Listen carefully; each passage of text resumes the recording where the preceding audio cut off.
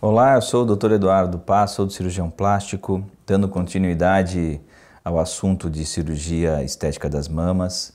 Vou abordar agora o tema de transoperatório, pós-operatório, dúvidas muito frequentes relacionadas a isso. Acho que a maioria das pessoas sabe que quando decide se submeter a uma cirurgia plástica, precisa fazer alguns exames pré-operatórios justamente para a identificação de alguma possível comorbidade, algum possível problema que impeça ou que a gente tenha que tomar um pouco mais de cuidado no momento da cirurgia. Normalmente as cirurgias plásticas elas transcorrem de maneira tranquila, o risco é baixo, né? Porém todo cuidado é pouco porque nós estamos lidando com vidas, né? E na cirurgia plástica especificamente, além disso a gente está lidando com a expectativa da paciente, então que por vezes pode trazer um grande problema, um trauma. E então todas essas expectativas têm que ser bem entendidas pelo cirurgião, todas as possibilidades, né, aquilo que o cirurgião pode alcançar tem que ser bem compreendido pela paciente para a gente evitar realmente futuramente um desgaste, algo que realmente venha trazer algo de ruim para a paciente. As complicações transoperatórias, ou seja, no meio da cirurgia, elas não são frequentes, são muito raras. A gente toma uma série de cuidados para evitá-las, né? E as complicações pós-operatórias também não são situações frequentes. Não as complicações graves, pelo menos. As complicações se dividem em complicações clínicas, que são ligadas ao organismo da paciente, que não são ligadas diretamente à área operada, ao sítio cirúrgico. E o que a gente mais teme é a trombose e o tromboembolismo pulmonar, que está ligado a uma formação de coágulos e a processos inflamatórios. Essa situação, a gente toma uma série de cuidados para evitar também, não é algo frequente, vai depender muito do fator individual. De qualquer maneira, não existe como a gente dar uma garantia que não vai acontecer esse tipo de complicação e nenhum outro. A gente pode sempre, como cirurgião, garantir que vai se esforçar ao máximo para alcançar o melhor resultado e para diminuir ao máximo a chance de complicações. As complicações cirúrgicas, elas se dividem em gerais e específicas. Quando a gente está falando de mama, né, vai depender do tipo de cirurgia mamária que vai ser realizada. Então, as complicações gerais comuns a qualquer tipo de cirurgia seriam a infecção, formação de líquido em excesso, que é o seroma, sangramento, abertura de cicatriz, que a gente chama de deiscência. São situações que podem acontecer, mas que têm solução. Com relação ao procedimento em si, vai depender do tamanho, do tempo, do tipo de cirurgia, porque uma cirurgia de redução de mamas, por exemplo, vai demorar muito mais tempo do que uma cirurgia de colocação de implantes. Uma cirurgia de suspensão de mamas vai demorar mais tempo que uma cirurgia de colocação de implantes, mas menos tempo, via de regra, que uma cirurgia de redução de mamas.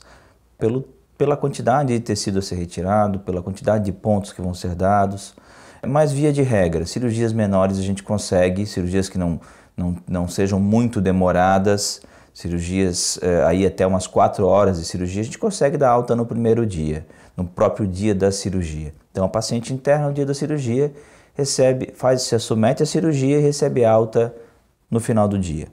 Cirurgias de maior porte, aí sim precisa de pelo menos e normalmente apenas um dia de internação, passar uma noite no hospital.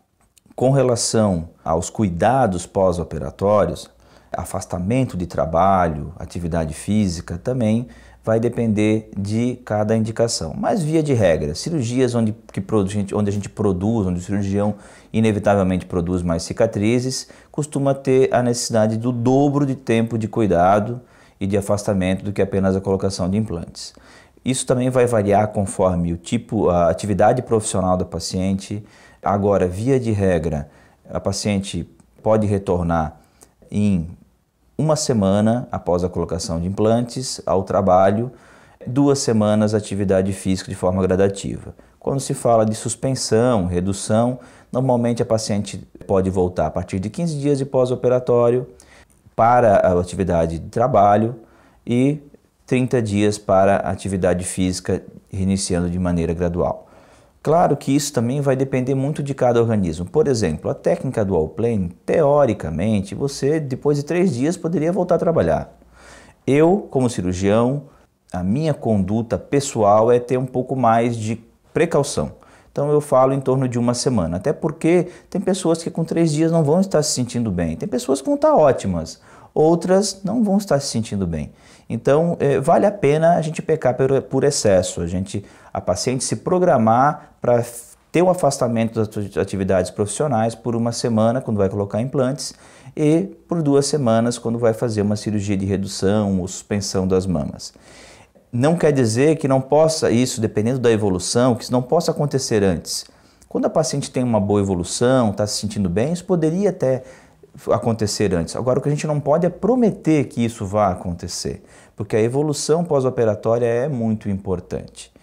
Mas, via de regra, hoje com o aumento da tecnologia, com o aumento do conhecimento na área da medicina, a gente tem conseguido permitir com que a paciente volte às suas atividades normais cada vez mais precocemente.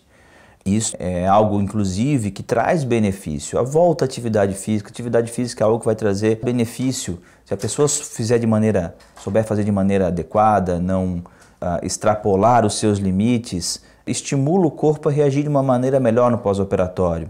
A pessoa voltar às suas atividades de trabalho também vai trazer benefícios, principalmente uma coisa que a gente estimula muito no pós-operatório é a deambulação precoce, justamente para prevenir aquela complicação que eu falei lá atrás, que é a trombose, tromboembolismo, para justamente fazer o sangue circular.